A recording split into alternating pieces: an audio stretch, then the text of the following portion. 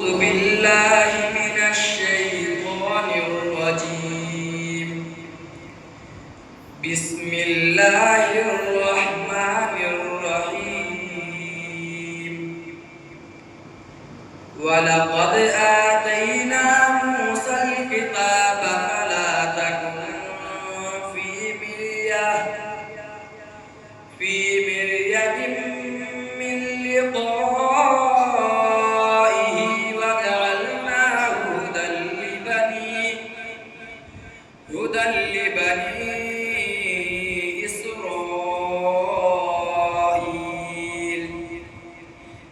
وجعلنا منهم أئمة يهدون بأمرنا لما صبروا وكانوا بآياتنا يوقنون.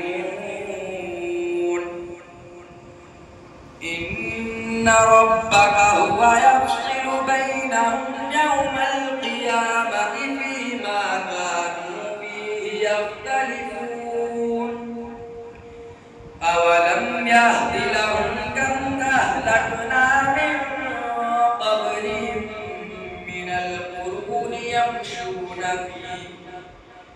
يمشون في مساكنهم إن في ذلك لآيات أفلا يسمعون.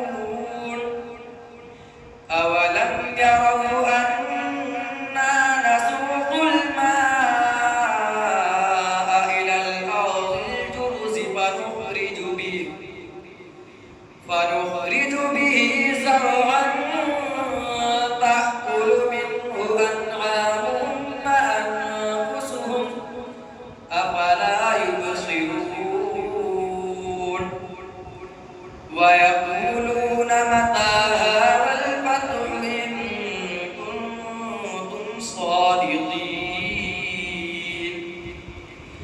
قل يوم الفتح لا ينفع الذين كفروا إيمانهم ولا هم ينظرون. فأعرض عنهم وانتظر إنهم منتظرون. صدق الله العظيم.